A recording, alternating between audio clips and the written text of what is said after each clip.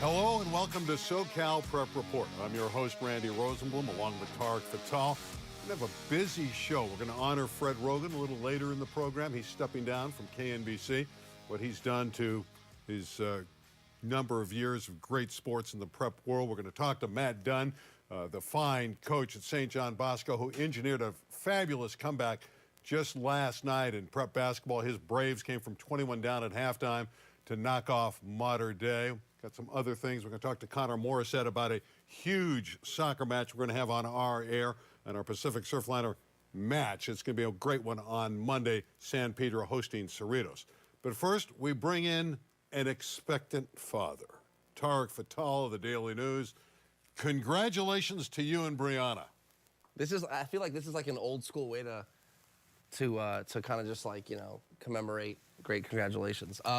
Yeah, man, we're excited. She's due July. She's basically through her first trimester. We don't know if it's a boy or a girl. Actually, technically, the doctors know, so to speak. We have the information, but we don't know if it's a boy or a girl. So we're going to wait a little bit longer and probably find an excuse to get together and do like some type of corny gender reveal, and that'll be that. You married a beautiful woman, by the way. Brianna's sweet. I'm hoping boy or girl, whatever comes out, it looks more like Bree than it does me. Well, we want it to be healthy. That's and I think we're thinking Randy. Are you really? Randy's in play. Yeah. Because of me? No. But Randy is in play. No. Randy's not in play. All right, speaking of commitments, because you're committed to your wife and the newly born, we had a basketball player who is decommitting, and Brady Dunlap from Harvard Westlake, terrific player. He's got his Wolverines, #1 in the state. They're a phenomenal team. And Brady's not going to go to Notre Dame. That's where he was headed, but Mike Bray stepped down. He's going to retire at the end of the year from his number of great years for the Fighting Irish. So in play is Brady Dunlap. Yeah, not only is he a nice, you know, the Brady Dunlap sweepstakes is now reopened. You know, I know UCLA came and watched him last night. Mick Cronin was in the arena. I know Darren Savino, the assistant coach, is going to be at the Nike Extravaganza on Saturday. They'll probably watch them again. They're probably watching Trent Perry, too, the junior guard. But Brady Dunlap's been recruited heavily by San Diego State. They've kind of been on him since the beginning. So I feel like that's a program that really has a good chance of getting him. Let's talk about the McDonald's All-American game. Oh, yeah, let's talk about Two guys from this area are going. One is Bronny James. The other one is Jared McCain. He's from Corona Centennial. James of Sierra Canyon, as everybody knows. And, of course, there's Juju Watkins on the girls' side from Sierra Canyon, arguably the best player in the country. She's going to play in the girls' game. Yeah, to me, and you know, listen, Jared McCain, Bronny James, they're excellent basketball players. Juju, I think, is the future of the women's game, so those are no-brainers. But I think sometimes, at least locally, one of the biggest snubs, at least in the Daily News area, was Caleb Foster, who was an outstanding player who's going to Duke, and I just feel like he was deserving to get in, and he doesn't. So kind of an interesting selection there from the committee. Yeah, he's going to be a teammate of Jared McCain. And you're right. I saw him play, and he plays downhill. He's a tremendous player at Notre Dame. We're going to talk a little bit about them when we get to the rankings. But we do want to talk about St. John Bosco. How on earth were they behind 40-19 on senior night at home? That is remarkable. We're going to get to Matt Dunn, and we're going to talk about that. Dunn's done a terrific job there over 8 years. They've won a couple state titles. He's won at another school. He's won a state title at Bosco. And we're going to bring in the coach right now. What a job he has done, however. Yeah, everyone knows St. John Bosco is one of the top programs in Southern California, and I think they're dead-on pick for an open division berth this year. So they'll always be a tough out and have a chance to win the division. All right, let's talk to the genius who orchestrated this comeback last night. You were down 40-19. You go into the locker room. What do you tell your guys, and how did you turn it around? Yeah, I certainly wasn't a genius in the first half, that's for sure. You know, I was telling somebody last night, it was pretty remarkable how calm our guys were at halftime. I went in and I kind of expected them to be pretty fired up and maybe even a little bit upset with each other, and they were great. You know, they kind of had a determined mindset, and you know, everybody keeps asking what were the magic words, and there really weren't any. It was just kind of we needed to make a couple adjustments, I thought, offensively, and you know, we have really good players, and that obviously helps. But to come from behind against that program and those coaches, and that's a pretty remarkable accomplishment by our players.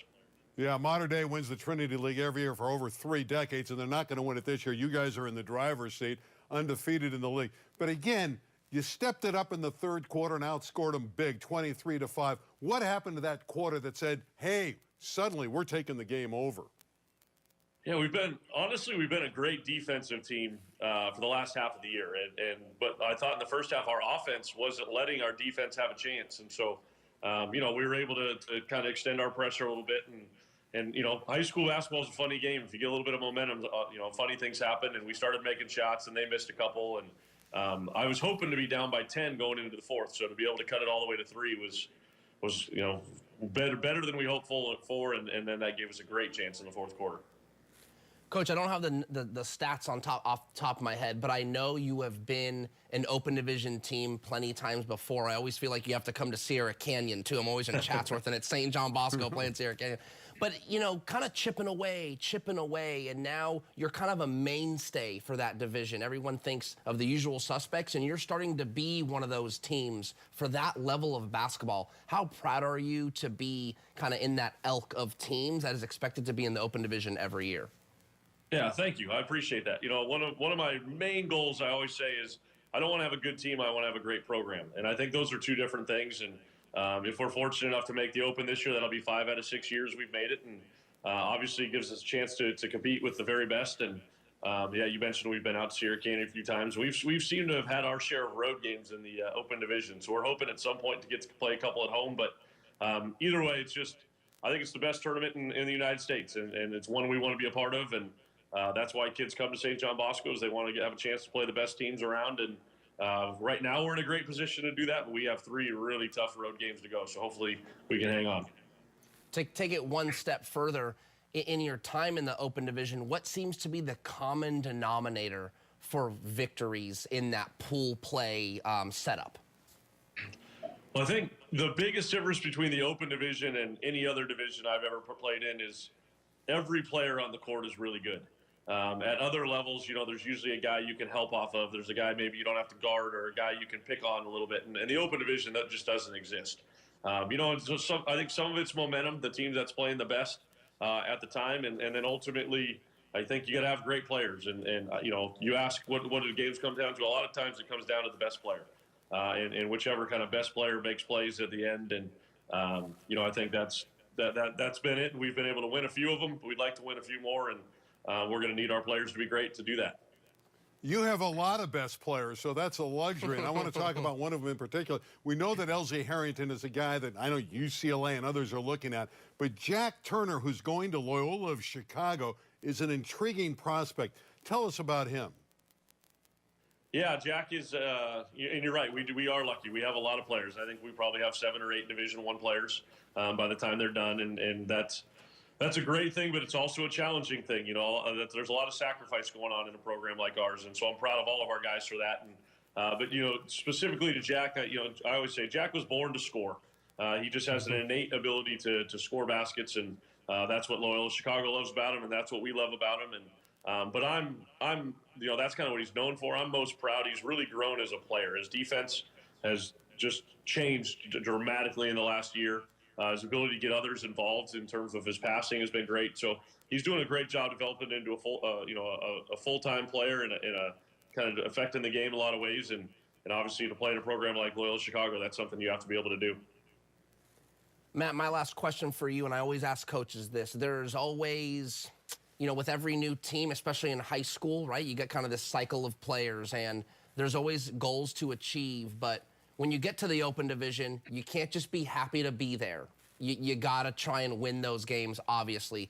Is there an approach or a mindset you talk to with your players? Like, hey, guys, reaching the Open division, that's just the beginning. Now we got to compete to win the thing. Do you talk about that with your team? Yeah, I think obviously the first goal is to make the Open division, and I always say, like, why show up if you don't think you're going to win? So we want to give it a great shot, and but the reality is in the format we now play in, only one of the best 8 teams ever gets a chance to win, and maybe 5-10 years ago, 4 or 5 of us of those 8 teams probably would have been in different divisions, and we would have all had a chance to win, and so I think you got to be realistic to understand that there's some incredibly great teams that aren't going to win a championship. But you're right. I mean, if you make the tournament, the goal is to win it. And the format's a little bit different in terms of the pool play and those kind of things. But I think probably for the first time, maybe the second time, we have a team this year that is talented enough to make a run at it. And we'll have to play well, and we'll have to get lucky, and all those kind of things. But I love our group, and we're young and probably at times a little still growing and maturing. But this is a group I think has a great chance to hold our own when we get there for sure. Well, before you get to the Open Division, you still have to finish off the Trinity League, which has been dominated by Mater Dei, the team you knocked off for the second time this year. Congratulations on knocking off the Monarchs twice, and best of luck in finishing off the Trinity League. Coach, thanks for joining us. Yeah, thank you guys for having me, and Tarek, congratulations on the little one. As a parent of 3 myself, that's an incredible thing. So enjoy the process. Thank you very much. Thank you, Matt. We appreciate it, and good luck the rest of the way. All right. Appreciate it. I've always liked Matt Dunn. He's a cool guy, and he gets a great group together, and they play hard. Yeah, he really is one of the best, and I love that he said not just having a good team, but a great program. And when you think about coaches that have great programs and are great coaches, I think of guys like Harvey Catani. I think of guys like David Rubebo, Doug Mitchell, and Matt Dunn is certainly one of those. Yeah, he really does a nice job. And, of course, Gary McKnight at Mater Dei has had an illustrious career. All right, we're going to step out.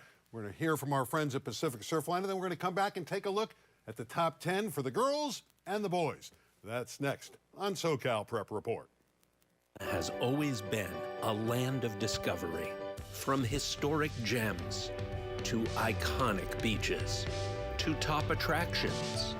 Let the Amtrak Pacific Surfliner be part of your journey as you explore more of the place we call home.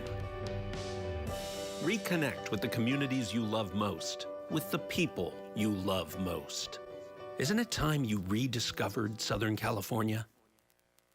And welcome back. We're going to really get into some basketball talk. Now, had a lot to hear from Matt Dunn. That was terrific stuff from St. John Bosco and that remarkable win last night over Mater Dei. But it's now time for our top 10 presented by Pacific Surfliner for the girls. And you know what? It's exactly the same as last week. The only thing different, everybody on that board won games. Nobody lost. Yeah, I think, again, I just don't see it being any different than Sierra Canyon and Etiwanda at the end of the season. But, you play to win. Sage Hill's certainly talented. I like Marlboro. They've got 2 really good seniors. Lusinger, Westchester. I always got to give a shout out to Granada Hills Charter because I think that's the team in the city that's going to contend with Westchester for an Open Division title. Yeah, I agree with you. And Granada Hills has got a terrific record. Westchester's got the better record right now in the city section, but it does look like a collision course for the Highlanders and the Comets in the city section. All right, let's turn our attention to the boys. There was some movement here. Harvard Westlake had the big win over Sierra Canyon on our air in the Pacific Surfliner game of the week. They're 24-1. Corona Centennial is lingering. Jared McCain's playing great basketball. But I want to drop down to Notre Dame. I see that they've moved up principally because they beat a big boy from Northern California. Yeah, Notre Dame, that's the team everyone's, I wouldn't say fearful of, but you're concerned about them because I saw them last night. They only beat Crespi without one of their top scorers by 8 points. But when that ball begins to move and that team plays together, holy guacamole, it's really, really good. Caleb Foster, Dusty Stromer, and Mercy Miller. So really, really talented team that is very capable. And last thing I'll say about Notre Dame and Sierra Canyon, I think only one of those 2 teams is going to get into the Open Division. And they play each other at Pauley Pavilion on Friday, and they could play each other again in the Mission League tournament. So they could play themselves in and play themselves out, if you catch my drift. I do. By the way, Harvard Westlake on top. I want to throw out a shout-out to Trent Perry, who had a triple-double last night in that win over Chaminade. We talk so much about Brady Dunlap, but Trent Perry, underclassman, terrific talent. And down here at Foothill, they have a great player in Carlo Billings. He's a guard who's been wonderful, as has Jimmy Baker at Etiwanda. So that's our group, our top 10 from Pacific Surfliner. Now it's time to talk some soccer. We have an unbelievable matchup on our air. It's going to be Cerritos out of the Southern section. They're a D4 team, one of the top D4 teams in the Southern section, in the top 8. They have a wonderful record. That's going to be the matchup Monday against San Pedro. San Pedro is 18-1. Cerritos is 16-0-2. So we bring in our soccer guru, Connor Morrisette. He's going to be doing the analytical work on Monday. So, Connor, match these guys up for it. They are ladies, so I probably shouldn't say guys. Match these teams up. Match these teams up for us. What do we expect Monday afternoon at 4:30 when we're live on our air? Well, thanks so much for having me, Randy and Tarek. Congratulations. Great to see you. I think this is going to be a fantastic game. You look at Cerritos, like you said, 16-0-2 on the year. They're led by Kristen Mijares, who won the 605 League MVP a season ago. So obviously she has a lot of talent. Great goal scorer, but also tracks back and plays defense. For San Pedro, a really strong defensive team, even though they can score as well. They're led by Juliana Sutrin, their keeper. It's a great battle of keepers, too, because Cerritos goalie Sofia Arancibia is also very talented. So I'm expecting just a high-level game, and I'm really looking forward to it. It's two great programs, two programs with chances to win their first ever CIF crowns this year, so they'll both be hungry, and two programs who will want to end league play undefeated, and they'll both have a great chance to do that. This is a key non-league game for the two squads. Yeah, San Pedro's been to the finals 8 previous times, but they've been knocked off all those times by teams like El Camino and Chatsworth, all those powerhouse teams, Granada Hills from the San Fernando Valley. This could be the year, the number one, that they could get over the hump. They have a young lady, Mariah Bumgarner. You heard Madison Bumgarner. They're related. So does she have that kind of talent? I think she does. She had a hat trick the other day. So Mariah Bumgarner might be the greatest Bumgarner in the family. Who knows? Yeah, and everything I've heard about her, Randy, is that she is a fantastic leader. So you mentioned the hat trick. Of course, she's a great player as well, but the leadership that she brings to San Pedro is so important. And I know we'll talk about her a lot before the game, during the game, and maybe even after the game if she is able to repeat what she did last week with that hat trick against a really good Cerritos team. She's certainly a player to watch. Connor, my question for you is a little more on a general sense. We talk so much hoops. We talk so much of the big sports, covering high school sports as you do. What's it like to just know you're going to be able to give some love to a really good soccer game? It's awesome. And what's so great about high school soccer in Southern California, I think, is that the kids who play really want to be there, because a lot of kids who don't play, they opt to play club. And for the MLS team academies, they probably don't have much interest. And obviously they don't have much interest if they're not playing to compete with their high school teams. But all these kids, whether it's the boys and the girls side, who are there playing high school soccer, you know they want to be there. They're going to give it their all. And I've had a chance to cover some games up in the Valley. Tarek, I know you have as well. Birmingham is always so good. And covering those games, it's such a blast, because in Southern California, even if the kids who aren't playing academy, they do play high school, it's so much talent still. And you get to see a lot of kids who will go on to play in college, and then some who even will get a shot at the professional level. So not only is it a really talent-rich area, but in a high school soccer game in Southern California, you know that the kids want to be there, and they're really happy to be playing for their schools. You know, it's interesting to me is you have San Pedro from the city section, you have Cerritos from the southern section. They've never really played. The coaches got together so they could have a battle, so they could be tested when they get into their respective playoffs. But there's really no way to predict this match, is there? No, and I'm glad you brought that up, Randy, because both teams have scored a lot of goals against some opponents that haven't been on their level. So I don't want to come out and say it's going to be a big goal-scoring fest, because I think these two teams are so evenly matched. But just looking at their schedules, you have for Cerritos, they won their first game of the year 15-0 against Tarupa Hills, and then they've also won games 8-0, 11-0, 9-0, and 9-0. Looking at San Pedro, their biggest win, 11-0 in the Marine League over Banning. They've also won games 7-0, 9-0, 11-0, and 7-0. So I think that tells us two things. First, of course, that the teams are great in the attacking third, but also if it's a defensive game on Monday, both defenses are really, really good, because they're limiting some attacks that have put up some crazy numbers this year. Well, Connor, I look forward to seeing you on Monday. We're going to have a lot of fun. It's going to be a great afternoon. It could have some rain, so maybe you should bring some rain gear. It's going to be a great match, though, between San Pedro and Cerritos. Look forward to seeing you on Monday. Great. Thanks, Randy. Good to see you, Tarek, and I'll try to stay dry. Okay. I like your coat. Maybe it'll keep you dry. Yeah, I'm a little cold in here. Yeah. It's going to be a terrific match Monday, and I'm glad we're going to have it on our Pacific Surfliner Game of the Week. I'm just wondering, are you going to, when a ball hits the back of the net, are you going to kind of like go? Are you? Oh, we're gonna have to wait and see. Wait and see. I'm not normally quite that dramatic and go What overboard. if it's like an extra time game winner? I did a city championship match many years ago that went into penalty kicks, and I got kind of excited about the penalty kicks because you could see the end. Here, when some of the goals are scored, you don't, if it's in the first half, you don't know if it's going to be the ultimate golden goal of the match. So, yeah, I could have some moments. Yeah. I could have some moments. All right. Speaking of having some moments, Fred Roggin, the dean of LA Sports, is leaving KNBC Channel 4. A few years ago, when we were all a little bit younger, Fred was at the Hall of Fame. He's emceed the LA City Section Hall of Fame for a number of years, and I think he's going to do it again this April. And Fred and I and Eric Sotheimer, who was my cohort at the time, had an opportunity to catch up with Fred, and we discussed his love of prep sports. Take this one in. This ought to be fun. Fred Roggin is going to be our host tonight at the Hall of Fame, and he's kind enough to join us. You know him from KNBC and a plethora of other jobs that he's currently doing, including radio. First of all, a plethora. thank you for the nice introduction. What are you doing here? You're just standing here looking right at the camera. You don't even move. Here, you take the mic. I'm out of here. It's like you're stuffed. What are you doing? I'm stuck here with Randy. They bring me here every time he's around. So. Look, first of all, I'm with the two guys right now that know more about prep sports in Southern California, honestly, than anyone. Yeah. You have covered it for 400 years.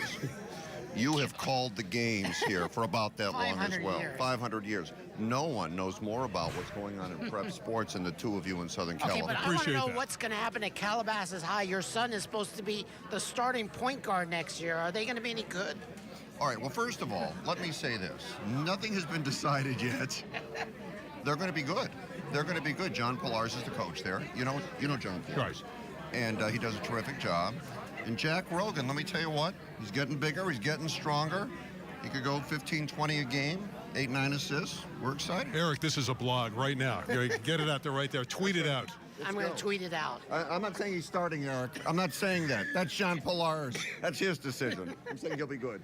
You get to host tonight. I know you did the last one. What do you love about this particular job? You know what? Doing this means more to me than almost anything I do. And I get asked to do a lot of stuff. Right. And I really don't do a lot of it. Because this is the grassroots. I always say, and I'll say tonight, you were the stars before people knew you would be stars. You were the people that grew up here that helped continue the legacy of greatness in Southern California. And if you get people when they're early, you can truly appreciate how wonderful they become and they grow as athletes and as human beings. And I've done 25 years of Roggin's Heroes, which is all high school stuff, because I believe that not only can we grow our audience selfishly, but it's an underserved portion of the audience. And I think you have to acknowledge these kids, because if you can succeed here and you can prosper here, you're not a great high school athlete. You're a great athlete, because this is one of the toughest places to succeed as an athlete in the country. Fred, I talked about this before, but what I was excited about was the Eddie Murray situation a couple years ago. Here's a guy that really wasn't into the media, didn't like to be interviewed, but he was like a pup here. I mean, going back to his grassroots, the former great lock baseball player who hit over 500 homers came alive in this situation. No, he still scowled at me. He still scowled at me. But didn't you think he came alive that night? He really did. But you see, here's the thing. The people here tonight knew everyone before they became what they became. Does that make any sense? These are your real friends. These are the people that were with you from the beginning. These are the people that saw you in your infancy. They saw Randy, too, in his infancy. But when do you sleep? Why am I taking a beating like this? I want to know, when do you sleep? When do you sleep? You're everywhere. I work. You know what I do? I sleep 6.5 hours a night. I sleep 12:30 to 7 o'clock in the morning, and I'm off and running again. I don't need a lot of sleep, Eric. Once I sleep, I'll have nothing to do, so I just keep going. But who's starting at Westlake at point guard? No. It's Calabasas. He can transfer. Westlake's got a better program. No. No. He did that once. Yeah. No, he moved from Notre Dame to Calabasas. All right, who do you want to meet here tonight of all the inductees? Oh, my God. All of them, probably. Yeah, you know what? To be able to say hello to everybody is really, and I'm not over-exaggerating, a godsend. To spend time and say hello to these people that have meant so much to Southern California is really what this is about. And that's really why I do this event. Fred, thanks for dropping by one. too, I really appreciate the fact, and you've been in the media a long time, that you stay with the preps and you love the preps. We'll never give it up.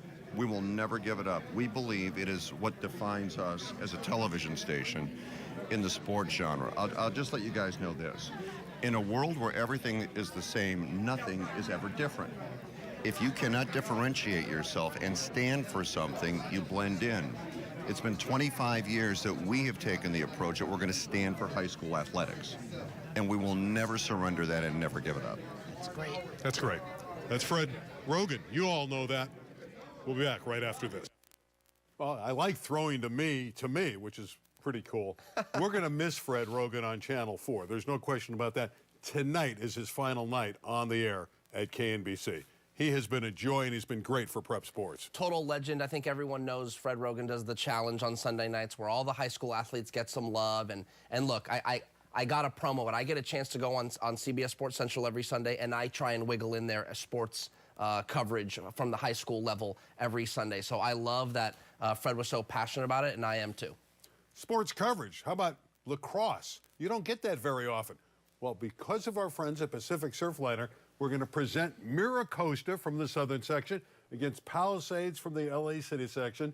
That'll be the 17th of February, live at 6 o'clock. Palisades dominates the city. They win the title every year.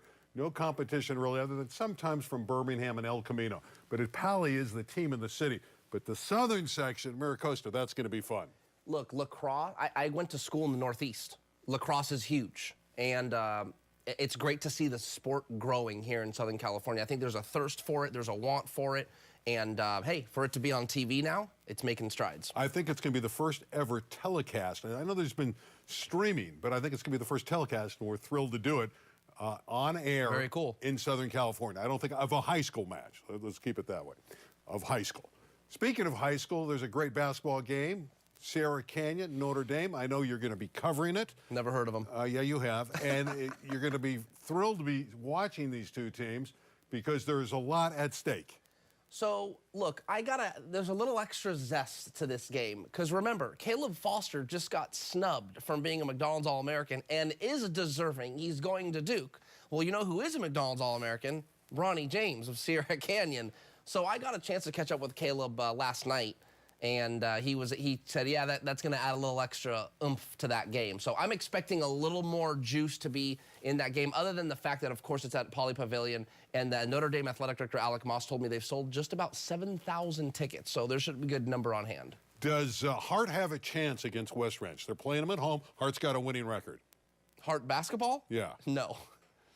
I knew you were going to say that, but I had to talk about it because it's really the one game on the schedule for West Ranch. When you look at the schedule, all right, let's do one better than that. Bishop Montgomery at St. Bernard. Does St. Bernard have a chance? Now, that's a game, if I'm not mistaken, they played already That's Monday. this year. That game's Monday. I know, but they already, because they're in the same league, they already played again, and it was a close, I want to say like a 2-4-point game. St. Bernard just came up short. So that's a much better chance than Hart beating West Ranch. I agree with you. So we know where you're going to be tomorrow night. I will be at Pauley Pavilion. It's an 8 o'clock tip? 8 o'clock tip. The Harvard Westlake Notre Dame girls, 6 o'clock.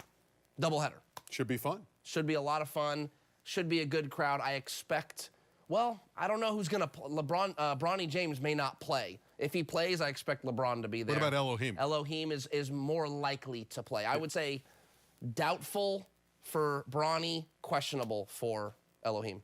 Both with knee issues. Also, we got one other girls' game to promote. There's a Saturday basketball game. We're going to have it live here at high noon. Rich Estrella, Bob Gibson on the call, Pacifica at Tustin. That's going to wrap up our show. Join us on that one, then again on Monday for the soccer match at 4:30 with Cerritos at San Pedro. For Tarek, I'm Randy. We'll see you next week live right here at 9 o'clock on SoCal Prep Report. Good evening, everybody.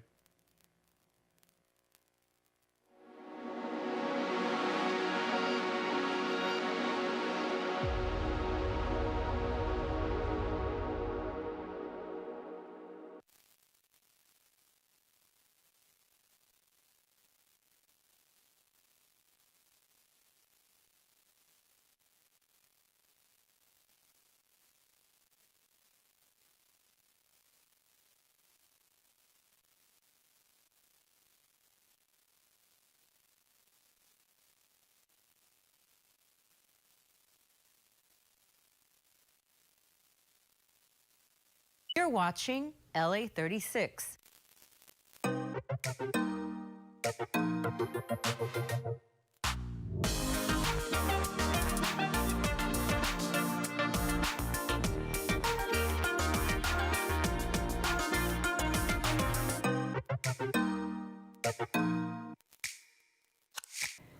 Thank you for joining us. I'm Naiba Reynoso. Ahead, an animal adoption you don't want to miss. Plus, bringing the warmth of the season to the bedside. But first, Los Angeles County has declared a local emergency to combat the homeless crisis. The emergency declaration ushers a renewed sense of urgency with the focus on streamlining hiring, contracting, and procurement to rapidly move people off the streets and into shelter. Here's more. This is a declaration of emergency on the state of homelessness in Los Angeles County to work